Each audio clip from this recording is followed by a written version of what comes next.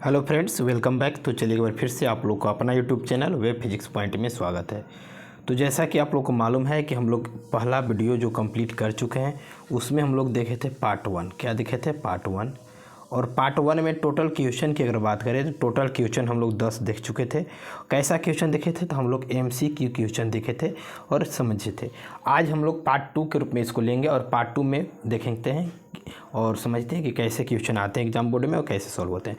तो आप लोग को अच्छी तरीक़ा से मालूम होना चाहिए कि जो अभी हम लोग पढ़ रहे हैं ये सभी मॉडल सेट को सोल्यूशन कर रहे हैं। क्या चीज़ को कर रहे हैं? मॉडल सेट को। मॉडल सेट की अगर हम बात करें तो यह क्लास हमारा 12th की फिजिक्स चल रहा है। क्या चल रहा है? क्लास। अगर हम 12th की बात करें तो 12th में फिजिक्स हम लोग कवर कर रहे हैं। और यह बात करें तो 2023-24 के लिए हम लोग कर रहे हैं। किसके कर रहे हैं? 2023-24 में, जो अभी फ़िलहाल में आपको एग्ज़ाम होगा 2024 के अंतर्गत देखने को मिलेगा। तो चलिए, अगर आप हमारे चैनल पर नए हैं तो सब्सक्राइब, लाइक, शेयर और अपने दोस्तों तो ज़रूर शेयर कर दीजिए ताकि उन लोग को भी इससे हेल्प मिल सके। ऐसा नहीं कि सिर्फ हम लोग इसमें ऑप्शन को टिक मारें, इसमें हम लोग टोटली एनालिसिस कर रहे हैं। एनालिसिस करने का मतलब है कि कैसे आया, कहाँ से आया। तो यह हमारा हिंदी मीडियम और इंग्लिश मीडियम दोनों के विद्यार्थी आसानी से देख सकते हैं, किसी के लिए भी कोई प्रॉब्लम नहीं होगा। चलिए ज़्यादा समय नहीं लेते, हम लोग आते हैं क्वेश्चन संख्या 11 पर। 11 क्वेश्चन क्या कर रहा है कि the angle of dip at the pole and the equator respectively are. Hindi में बात करें तो कह रहे ध्रुवों और भूमध्य रेखा पर नमन कोण क्रमशः क्या होते हैं। तो अगर हम बात करें तो याद रख लीजिएगा, अगर आपको मालूम है तो बहुत अच्छी बात है और नहीं मालूम है तो और अच्छी बात है, क्योंकि आपको शुरू से सीखने को मिलेगा। थीटा की अगर हम बात करें तो थीटा दो चीज़ पर होता है, एक हमारा इक्वेटर पर होता है और एक पोल पर होता है। याद रखिएगा, एक हमारा हो जाएगा इक्वेटर जिसको हम लोग क्या बोलते हैं? भूमध्य। क्या बोलते हैं? याद रखिएगा, भूमध्य। और एक होता है हमारा पोल, और पोल को हम लोग जो हिंदी में बोलते हैं ध्रुव। तो अगर हम पोल की बात करें, ध्रुव पर जो हमारा थीटा का वैल्यू होता है 90 डिग्री होता है। याद रखिए कितना होता है? 90 डिग्री। जबकि हमारा इक्वेटर पर होता है थीटा का मान 0 डिग्री होता है। और इतना करने के बाद क्वेश्चन आपका कंप्लीट हो चुका है। बोलिएगा सर कैसे? तो चलिए हम लोग उसको देखते हैं।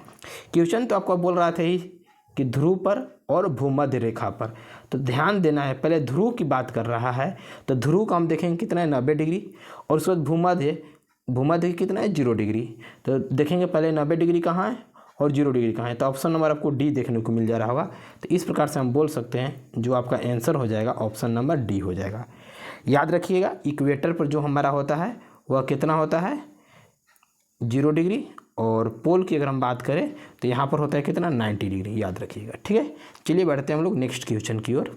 क्वेश्चन नंबर अब जो हम लोग का होगा 12 होगा। क्वेश्चन नंबर 12 क्या कह रहा है, इसको भी ध्यान से समझना है।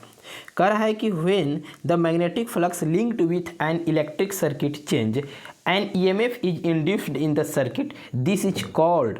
हिंदी में बात करेगा तो कह रहा है कि जब भी विद्युत परिपथ से जुड़ा चुंबकीय प्रवाह बदलता है तो परिपथ में एक EMF प्रेरित होता है, तो उसके हम क्या नाम से जानते हैं, उसे क्या कहते हैं? तो ये सब आप लोग बहुत ही ज़्यादा पढ़ चुके हैं। इसको जो हम लोग बोलते हैं इलेक्ट्रोमैग्नेटिक इंडक्शन बोलते हैं। हिंदी में अगर हम बात करें तो इसी को हम लोग जानते हैं क्या नाम से? विद्युत चुंबकीय प्रेरण। याद रखिएगा, ये आपको डायरेक्ट क्वेश्चन था, वन लाइनर था, ठीक है ना। इसमें ज़्यादा नियम लगाने की ज़रूरत नहीं था, इसलिए इसको कोई आगे कैलकुलेशन करने की भी जरूरत नहीं पड़ेगा। क्वेश्चन नंबर 13 अब हम लोग देखेंगे। क्वेश्चन नंबर 13 में क्या कह रहा है? The peak value of the AC current flowing through a resistor is given by. Hindi में अगर बात करें तो हिंदी में कह रहा है कि AC का शिखर मान एक प्रतिरोधक के माध्यम से बहने वाली धारा किसके द्वारा दी जाती है। चलिए, ये बहुत ही अच्छा क्वेश्चन है। इसको थोड़ा सा हम लोग डेरिवेशन करेंगे। कैसे करेंगे चलिए देखते हैं। हम लोग पहले से पढ़े क्या है? हम लोग पहले से पढ़े V होता है IR, पढ़े हैं। अगर हम यहाँ से I बराबर बात करें तो I बराबर फार्मूला हो जाएगा V/R। सबको भी मालूम है यहाँ तक। तो पीक हमारा यहाँ का कह रहा है कि पीक वैल्यू, और पीक वैल्यू के लिए जो हम लोग सूचित करते हैं पीक करंट के लिए, यानी पीक करंट का मतलब क्या समझ में आ रहा है आपका? पीक करंट का मतलब है शिखर मान। शिखर मान और शिखर करंट के लिए हम लोग I0 से सूचित करते हैं। और जैसे ही इसको I0 से सूचित करेंगे तो हम लोग वोल्टेज भी हमारा पीक हो जाएगा, नहीं V0/R हो जाएगा। लेकिन यहाँ पर क्या आपको दिखाने को मिल रहा होगा कि कोई भी क्वेश्चन जो आपको यहाँ पर दिखने को मिल रहा है, एक कोई भी क्वेश्चन 0 के फॉर्म में नहीं है, यानी V0 के फॉर्म में नहीं है। जब V0 के फॉर्म में नहीं है तो कैसे करेंगे? आपको यहाँ पर एक नए टर्म देखने को मिल रहा होगा ई। यहाँ पर ई देख सकते हैं, यहाँ पर ई है, ई है, ई है। तो यह जो हमारा भी नोट होता है, यह जो हमारा भी नोट होता है, यह कन्वर्ट हो जाता है ई नोट में और यह आर हो जाता है। तो आपका जो यहाँ पर आंसर देखने को मिलेगा ई नोट बटे में आर आएगा। तो ई नोट बटे में अगर आर है तो आंसर जो आपको क्या हो जाएगा, देख लीजिए आप लोग कहाँ पर देखने को मिल रहा है, I naught is equal to E naught बटे में आर, यानी ऑप्शन नंबर ए क्या हो जाएगा, ऑप्शन नंबर ए, यह आंसर हो जाएगा कंप्लीट। ऐसे यहाँ पर करना क्या चाहिए था ना, कि बुक में जो दिया है क्वेश्चन में वहाँ इंडिकेट करना चाहिए था कि भी को हम लोग यहाँ ई नोट लेट कर रहे हैं, लेकिन दिया हुआ नहीं है। कोई बात नहीं, हम लोग तब भी समझ लिए। चलिए आगे बढ़ते हैं अब हम लोग नेक्स्ट क्वेश्चन की ओर। नेक्स्ट क्वेश्चन हमारा हो जाएगा 14, बहुत ही इंपॉर्टेंट क्वेश्चन है, ये कई बार एग्जामों में आपको पूछा गया है, ध्यान से देखिएगा और इसको प्रयास कीजिएगा कि आप लोग को समझ में भी आना चाहिए। क्या कर रहा है कि एनर्जी, क्वेश्चन कर रहा है एनर्जी डिसिपेट्स इन LCR, ए नंबर में कर रहा है कि L only, C only, R only, all of the above. इस प्रकार के क्वेश्चन हम लोग बहुत ही ज़्यादा कर चुके हैं। कह रहा है कि LCR जो हमारा है, क्वेश्चन यही ना आपका है कि LCR जो होता है वो क्या होता है, ध्यान से समझना है आपको। LCR की अगर यहाँ बात करें तो क्षय की बात कर रहा है और यहाँ डिसिपेट्स की बात कर रहा है। इसका मतलब होता है कि यह बर्बाद होता है, खपत होता है। किसके कारण होता है, तो याद रखिएगा एल के कारण होता नहीं है, सी के कारण होता नहीं है, यह जब भी होगा तो आर के कारण होगा, रेजिस्टेंस के कारण होगा। किसके कारण होगा, रेजिस्टेंस के कारण होगा, याद रखिएगा। रेजिस्टेंस के कारण, जिसको हम लोग हिंदी में बोलते हैं प्रतिरोध, प्रतिरोध के कारण हमारा जो एनर्जी होता है, क्या होता है, एनर्जी, वह क्षय होता है। याद रख लीजिएगा क्या होता है, ये क्षय होता है। तो इसलिए जो इसका आंसर हो जाएगा वो आपका क्या हो जाएगा, ऑप्शन नंबर अगर हम बात करें तो सी हो जाएगा, यानी कि केवल जो आर है वही हमारा क्या हो जाएगा, आंसर। चलिए नेक्स्ट क्वेश्चन की ओर हम लोग बढ़ते हैं। नेक्स्ट क्वेश्चन क्या है, क्वेश्चन नंबर हमारा 15। ये तो और इम्पोर्टेंट क्वेश्चन आपको होने जा रहा है। कह रहा है कि ट्रांसफार्मर इज, क्या कर रहा है, और transformer is employed to A number में कह रहा है convert AC into DC, B number में कह रहा है convert DC into AC, C number कह रहा है obtain a suitable AC voltage, D number कह रहा है obtain a suitable DC voltage. अगर हम हिंदी की बात करें तो हिंदी में बोल रहा है कि एक ट्रांसफार्मर किसके लिए नियोजित है, AC को DC में परिवर्तित करने के लिए या DC को AC में परिवर्तित करने के लिए, एक उपयुक्त AC प्राप्त करने के लिए या एक उपयुक्त DC वोल्टेज प्राप्त करने के लिए। चलिए अगर आप लोग नई ट्रांसफार्मर पढ़े हैं तो हम लोग उसको थोड़ा सा समझते हैं, क्योंकि अगर इसको जब समझ लेंगे ना तो आसानी हो जाएगा और आपको भविष्य में अगर इससे रिलेटेड कोई भी क्वेश्चन देखने को मिलेगा तो आसानी से आप इसको सॉल्व कर सकते हैं। तो ऐसा करते हैं कि हम लोग एक ट्रांसफार्मर के बारे में थोड़ा सा बेसिक नॉलेज प्रयास करते हैं। हम लोग जब ट्रांसफार्मर पढ़ रहे थे तो वहाँ पर आपको दिखे होंगे कि इस प्रकार से कनेक्ट हुआ रहता था और यहाँ पर कुछ आपको ऐसे इल्यूमिनेट रहता था और यहाँ पर भी आपको दिखाई दे रहा होगा ऐसे लपेटा हुआ रहता था। और यहाँ पर इसको जो हम लोग बोलते थे प्राइमरी कॉइल बोलते थे, याद रखिएगा किसको बोलते थे, इसको प्राइमरी कॉइल। प्राइमरी कॉइल का मतलब होता है, प्राइमरी कॉइल का जो आपका मतलब यहाँ पर हो जाएगा वो हो जाता है क्या चीज़, देख लीजिए एक बार फिर से इसको हम लोग कर लेते हैं। ये हमारा इस प्रकार से हो जाएगा, डायग्राम थोड़ा अच्छा से बना लेते हैं हम लोग। ये चलिए इसको प्राइमरी कॉइल बोलते हैं और इसको सेकेंडरी कॉइल, इसको बोलते हैं प्राइमरी और इसको बोलते हैं सेकेंडरी। ठीक है, याद रखिएगा एक चीज़ और, जो हमारा ट्रांसफार्मर होता है ना उसमें हमेशा इनपुट के रूप में जो करंट दिया जाता है AC दिया जाता है, अल्टरनेट करंट ही दिया जाता है। और जब यह सेकेंडरी कॉइल से आउटपुट के रूप में निकलता है तब भी AC ही करंट बाहर निकलता है। हम लोग जो गांव घर में यूज करते हैं वहाँ पर जो हमारा ट्रांसफार्मर लगा हुआ रहता है उसमें AC करंट हम लोग देते हैं और जब बाहर भी निकलता है तो AC करंट ही निकलता है। यहाँ तक तो क्लियर हो गया है।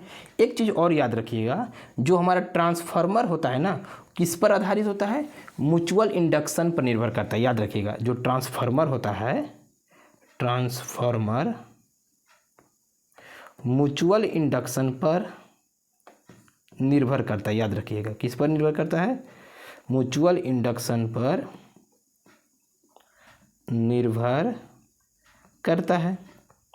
चलिए कोई बात नहीं, अभी तक हम लोग क्या समझ में आया, हम लोग को अभी तक यही समझ में आया कि अगर किसी ट्रांसफार्मर में AC हम करंट उसको देते हैं यानी इनपुट करते हैं तो बाहर भी हमारा क्या निकलता है, एसी ही करंट निकलता है।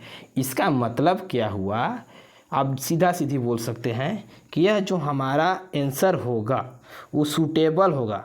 क्या होगा, सूटेबल होगा एक उपयुक्त एसी प्राप्त करने के लिए। किसके लिए, एसी के लिए ही होगा, यानी ऑप्शन नंबर सी हम लोग बोल सकते हैं। याद रखिएगा, यह ना तो हमारा एसी को डीसी में परिवर्तित करेगा, ना तो डीसी को एसी में परिवर्तित करेगा, और ना यह हमारा डीसी वोल्टेज प्राप्त कराएगा, बल्कि जो हमारा एक उपयुक्त जो होगा किसके लिए होगा, एसी करंट के लिए होगा। अगर इसी को आप आंसर इंग्लिश में देखना चाहते हैं तो आपको यहाँ दिखाई दे रहा होगा, इसका जो आंसर हो जाएगा वो सूटेबल फॉर एसी वोल्टेज। ठीक है ना। चलिए नेक्स्ट क्वेश्चन हमारा जो हो जाएगा 16 नंबर। करें, what is the velocity of electromagnetic wave in free space. मुक्त अंतरिक्ष में विद्युत चुंबकीय तरंग का वेग क्या होता है। बहुत ही अच्छा क्वेश्चन है। कह रहा है कि मुक्त अंतरिक्ष में विद्युत चुंबकीय का वेग क्या होता है। तो चलिए, मुक्त अंतरिक्ष में जो हमारा विद्युत चुंबकीय का जो वेग होता है ना, वो होता है v बराबर 1/√अंडर म्यू नॉट एप्सिलॉन नॉट होता है, और यह जो बराबर होता है c के बराबर होता है, और c का मान हम लोग को मालूम है 3 × 10⁸ मीटर पर सेकेंड होता है। तो आपको यहाँ से क्लियर दिखाई दे रहा होगा कि आंसर कहाँ आपका दे रहा है। आंसर जो आपका आ जाएगा 1/4 म्यू नॉट एप्सिलॉन नॉट। ये आपका क्या हो जाएगा, बी नंबर आंसर कंप्लीट हो जाएगा। चलिए नेक्स्ट क्वेश्चन की ओर बढ़ते हैं। क्वेश्चन नंबर 17 क्या कर रहा है। क्वेश्चन नंबर 17 बोल रहा है कि which of the following is use to investigate the structure of solids. A number option है gamma ray, B number option आपका है इंफ्रारेड, और सी नंबर है एक्सरे, और डी नंबर है कॉमिक्स रे। हिंदी में बात करें तो कह रहे ठोस पदार्थों की संरचना की जांच के लिए निम्नलिखित में से किसका उपयोग किया जाता है। गामा किरण, इंफ्रारेड किरण, एक्सरे किरण या कॉस्मिक किरण। तो अगर हम बात करें इसमें तो इसका एक ही आपका आंसर आ जाएगा, वो क्या आ जाएगा, एक्सरे आ जाएगा। याद रखिएगा, तो आपको यहाँ पर दिखाई दे रहा होगा आंसर क्या हो जाएगा, एक्सरे। तो चलिए हम लोग एक्सरे को क्या करेंगे, सर्कल कर लेंगे। और इंग्लिश में भी बात कीजिएगा तो उसको हम लोग बोलते हैं क्या, ऑप्शन नंबर सी। इसका और क्या उपयोग किया जाता है, तो मेडिकल में भी उपयोग किया जाता है। याद रखिएगा, अगर हम एक्सरे की बात करें तो मेडिकल में भी किए करते हैं, मेडिकल के रूप में इसको करते हैं। मेडिकल में क्या करते हैं, तो फ्रैक्चर बोन के लिए याद रखिएगा, फ्रैक्चर बोन्स, हड्डी जब हमारा टूटता है ना तो उसको एक्सरे करते हैं ना, जो हम लोग बोलते हैं कि एक्सरे हो रहा है, तो वहाँ पर हम लोग एक्सरे ही उपयोग में लाया करते हैं। याद रखिएगा। चलिए क्वेश्चन नंबर 17 कंप्लीट हो गया। अब हम लोग बढ़ेंगे 18 की ओर। 18 क्वेश्चन कर रहा है कि the angle of incidence corresponding to an angle of refraction 90 degree is called as. क्या उसको बोलेंगे, कह रहा है कि अगर मान लीजिए हमारा कोई एंगल है कोरस्पॉन्डिंग है कितने 90 डिग्री का कर रहा है, तो उसको हम लोग क्या बोलेंगे, हिंदी में पढ़ लेते हैं एक बार। अपवर्तन 90 डिग्री कोण के अनुरूप घटना के कोण को क्या कहा जाता है। तो ये सभी आप लोग बहुत पहले से पढ़ते आ रहे होंगे। इसका जो आंसर हो जाएगा ना, क्रिटिकल एंगल। क्या होता है जी, क्रिटिकल एंगल, यानी कि अगर हम देखें तो कोई भी अगर हमारा 90 डिग्री का एंगल बना रहा है इंसिडेंस रे, तो वह क्रिटिकल एंगल के नाम से जाना जाता है। ठीक है। अगर हिंदी में बात करें तो इसको हम लोग क्रांति कोण के नाम से जानते हैं, जो कि आपको ऑप्शन दिखाई नहीं दे रहा है। नीचे हम जैसे ही करेंगे स्क्रॉल डाउन तो आपको दिखाई दे रहा होगा क्या इसको बोलते हैं जी, आंसर हिंदी में क्रांति कोण। याद रखिएगा क्या इसको बोलते हैं, क्रांति कोण। ये आपका आंसर हो जाएगा। चलिए क्वेश्चन नंबर 19 की अगर हम बात करें तो कह रहा है कि लेंज सूत्र द्वारा दिया जाता है। लेंज सूत्र, अब लेंज सूत्र क्या होता है ये सभी आप लोग को मालूम होगा। लेंज सूत्र की अगर हम बात करें तो आप लोग आसानी से, लेंस सूत्र है, हम गलती पढ़ रहे थे, लेंस सूत्र। तो लेंस सूत्र का जो फार्मूला होता है आपका, वो होता है 1/f = 1/v - 1/u। ये तो आपका सीधा एग्जाम्पल में देख लीजिए मैच कर जाएगा।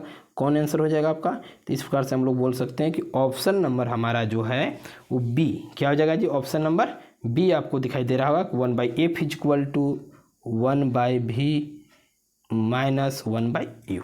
Next question number 20।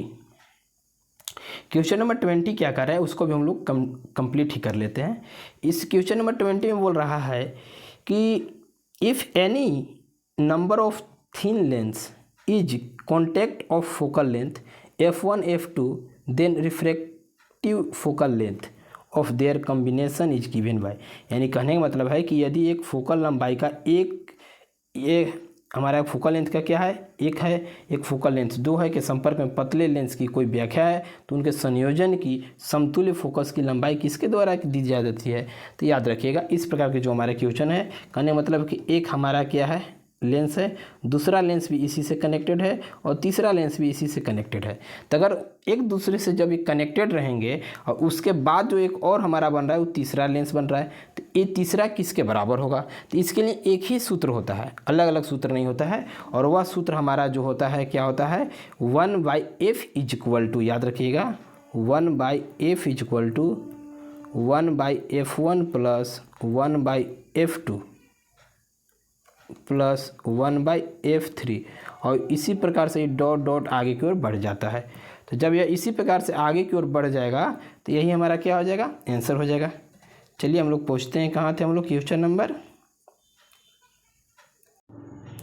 तो चलिए आप लोग को क्लियर हो चुका होगा, इसका जो आंसर हो जाएगा क्या, ए नंबर ऑप्शन हो जाएगा। क्या हो जाएगा, ए नंबर आंसर हो जाएगा। क्लियर है ना, 1/f is equal to 1/f1 plus 1/f2 dot dot dot, ये आपका क्या हो जाएगा, आंसर हो जाएगा। Next question number 21। Question number 21 कर रहा है आपका कि the angle of deviation depends on the angle of deviation depends on the, यानी कि जो डेविएशन हमारा होता है, बेंड होने का जो क्षमता होता है, किस पर निर्भर करता है। तो याद रख लीजिएगा यह जो हमारा निर्भर करता है दोनों चीज़ पर निर्भर करेगा, ए एंड बी पर। याद रखिएगा ऑप्शन नंबर सी।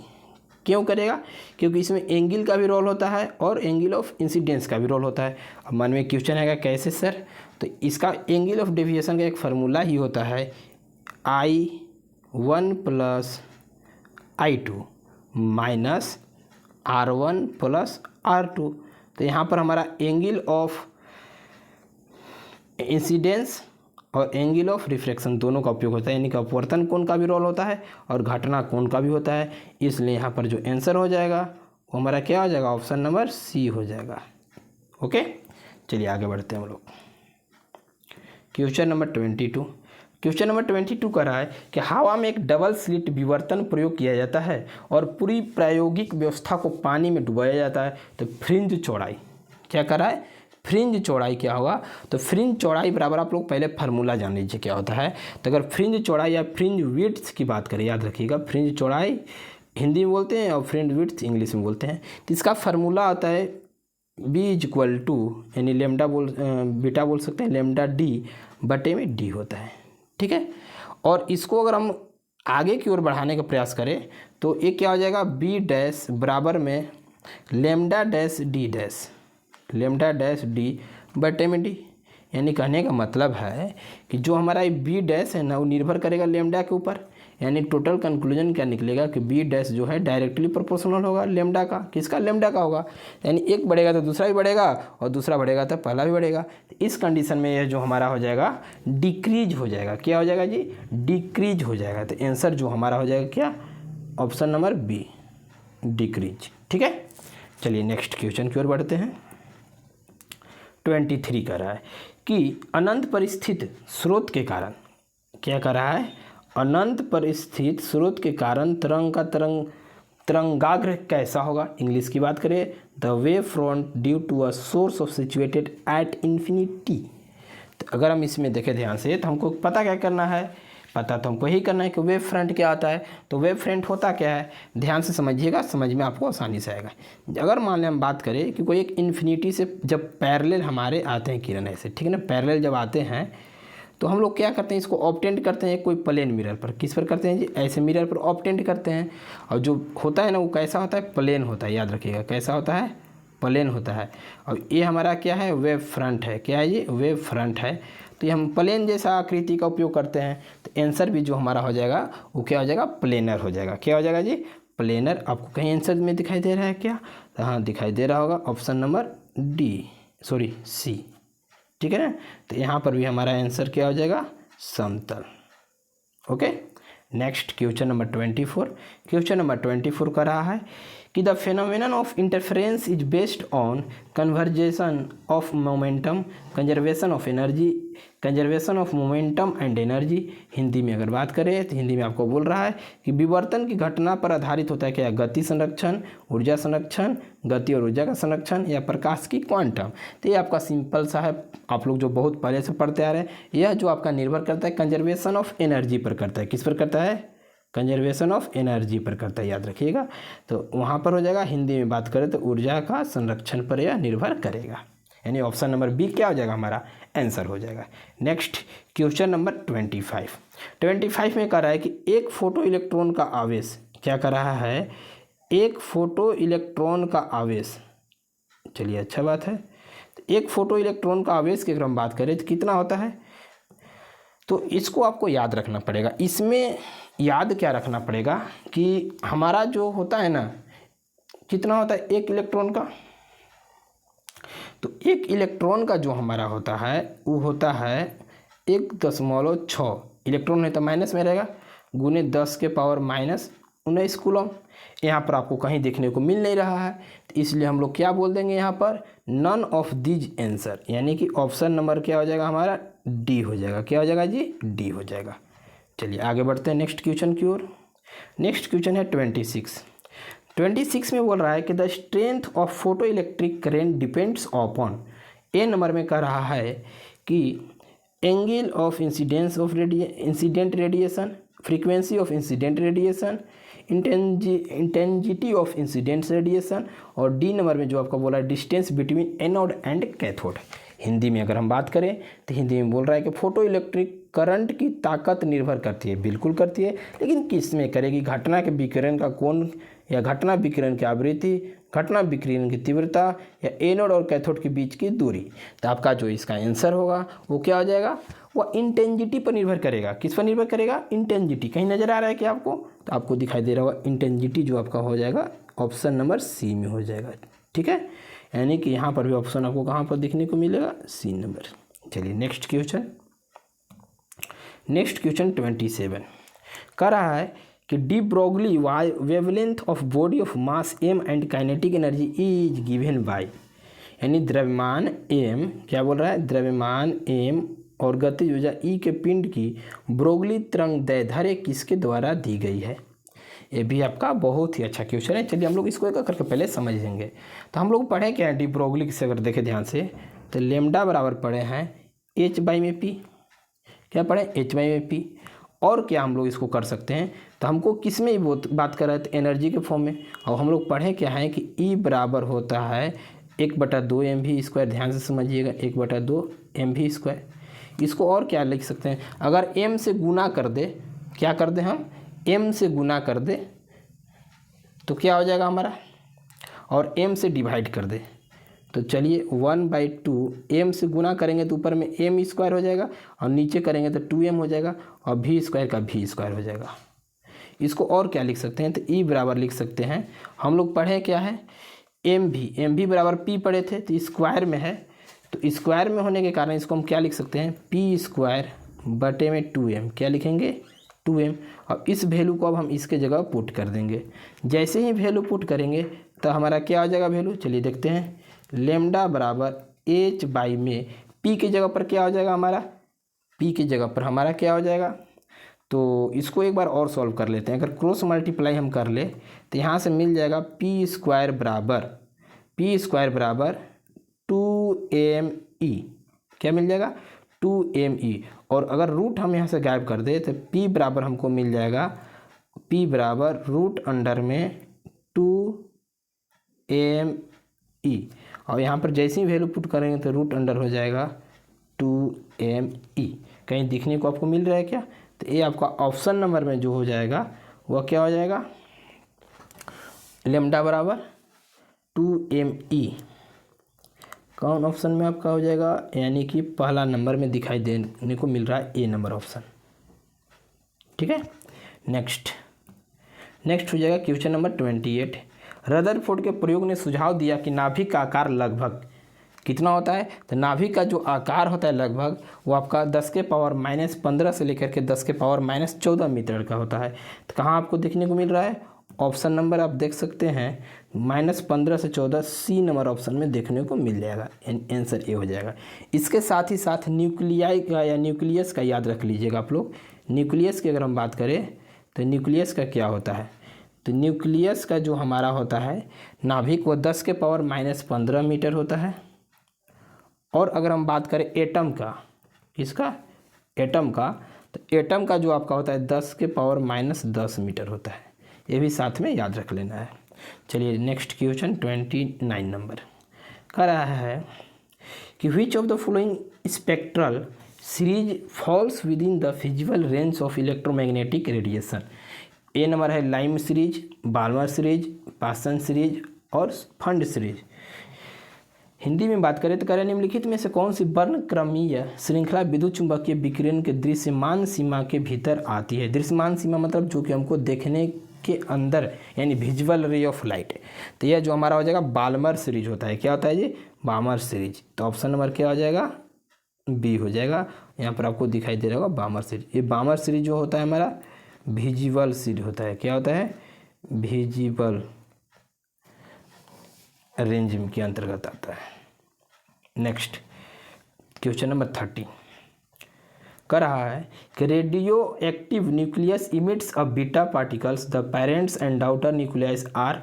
तो इसका आपको सीधा सा एग्जाम हो जाएगा। इसको हम लोग जो बोलते हैं वो क्या बोलते हैं हम लोग, आइसोबार। क्या बोलेंगे इसको, आइसोबार। ऑप्शन नंबर हो जाएगा क्या, डी, आइसोबार। ठीक है ना। नेक्स्ट क्वेश्चन नंबर 21 कह रहा है कि इलेक्ट्रॉन प्रकीर्णन द्वारा मापा गया गोलाकार नाभिक की त्रिज्या 3.6 FM है। नाभिक की त्रिज्या संख्या से सबसे अधिक क्या होनी चाहिए। तो इसके लिए हम लोग क्या करेंगे, इसके लिए भी एक फार्मूला आपका आता है। उस फार्मूला पर उपयोग करके हम लोग डायरेक्ट सॉल्व कर सकते हैं। तो जैसे ही सॉल्व करेंगे तो इसका जो आंसर आएगा 27 आएगा। कितना आएगा, 27 आएगा। क्या फार्मूला है, चलिए उसको हम लोग देखते हैं। अगर ध्यान से देखें तो इसका जो आपका फार्मूला होता है R = होता है R0 A के पावर 1/3। ये होता है। वैल्यू पुट करेंगे तो क्या हो जाएगा, R का वैल्यू 3.6 हो जाएगा = 1.2 इंटू में हो जाएगा A के पावर 1/3। इसको और क्या हम लोग कर सकते हैं, अगर इसको हम कंपेयर करें, ब्रेक करने का प्रयास करें और सॉल्व करें तो हो जाएगा A के पावर 1/3 = 3.6 बटे में 1.2 भाग देंगे तो 3 बार में कट जाएगा। यानी कि A के पावर 1/3 बराबर 3 के पावर कितना आ जाएगा, 3। तो यहाँ से A का मान जो हमारा आ जाएगा क्या, 27। क्या आ जाएगा, 27। तो इसलिए जो हमारा आंसर हो जाएगा ऑप्शन नंबर ए हो जाएगा। क्या हो जाएगा, option number A. Next question number 32 कह रहा है कि इन रिवर्स बायसिंग, यानी रिवर्स बायसिंग में क्या होता है। तो रिवर्स बायसिंग में जो हमारा होता है ना, बड़ी मात्रा में करंट भी प्रवाहित होगा, बड़ी मात्रा में करंट प्रवाहित होगा। और कोई करंट अगर प्रवाहित होगा ये नहीं होगा। जंक्शन पर संभावित बाधा बढ़ जाती है, ये गलत होगा। कमी परत प्रतिरोध बढ़ता है। यानी कि आंसर की अगर बात करें तो यहाँ पर आंसर हो जाएगा आपका ए एंड डी बोथ, दोनों होगा, जो कि ऑप्शन में दिया हुआ नहीं है। ठीक है ना। तो आंसर हो जाएगा क्या, ए भी सही होगा और ए भी सही होगा। नेक्स्ट क्वेश्चन नंबर 33 में करें to obtain P type silicon semiconductor we need to dope pure silicons with, यानी पी टाइप सिलिकॉन अर्धचालक प्राप्त करने के लिए हमें शुद्ध सिलिकॉन के साथ डॉप करने की आवश्यकता होती है। तो हमके शुद्ध करने के लिए जो डॉप करने की आवश्यकता होती है वो आपका एल्युमिनियम होता है। क्या होता है जी, एल्युमिनियम, याद रखिएगा। क्वेश्चन नंबर नेक्स्ट 34 में कह रहा है कि in semiconductor which are responsible for conduction, यानी सेमीकंडक्टर यानी अर्धचालक जो होता है किस पर जिम्मेदार होता है अपने करंट को प्रवाहित करने के लिए। केवल इलेक्ट्रॉन, नहीं, बिल्कुल नहीं। इलेक्ट्रॉन और छिद्र दोनों, जी बिल्कुल। केवल छिद्र, ये भी गलती नहीं। डी, ये भी नहीं। तो याद रखिएगा जो इसका आपका आंसर हो जाएगा वह बी नंबर हो जाएगा। क्या हो जाएगा, बी नंबर। केवल छिद्र नहीं होगा, इलेक्ट्रॉन एंड होल्स दोनों होगा। एक चीज़ और याद रखिएगा, अगर वह कंडक्टर रहता, क्या रहता, कंडक्टर, तो कंडक्टर में जो हमारा होता है ना केवल इलेक्ट्रॉन होता है, याद रखिएगा क्या होता है, इलेक्ट्रॉन, इसमें हमारा होल नहीं होता है। क्वेश्चन नंबर 35 में कह रहा है कि in full wave rectifier input AC current has a frequency V then output frequency of current is. तो याद रखिएगा अगर किसी भी ट्रांसफार्मर में अगर इनपुट करंट हम इनपुट वोल्टेज अगर भी देंगे तो आउटपुट हमारा 2 भी देगा, यानी डबल करके देता है। तो आई थिंक आपको आंसर मिल गया होगा कि अगर आवृत्ति भी है तो आउटपुट क्या मिलेगा, हमारा 2 भी मिलेगा, यानी ऑप्शन नंबर क्या हो जाएगा, C। तो इस प्रकार से हम लोग मॉडल सेट 1 को कंप्लीट किए और नेक्स्ट वीडियो जो आएगा उसमें हम लोग मॉडल सेट 2 देखेंगे। अभी तक अगर आप देखें वीडियो अच्छा लगा तो लाइक सब्सक्राइब और शेयर जरूर कर दें। तो चलिए आज के लिए इतना ही, बाकी मिलते हैं हम लोग नेक्स्ट वीडियो में। तब तक के लिए बाय बाय, टाटा।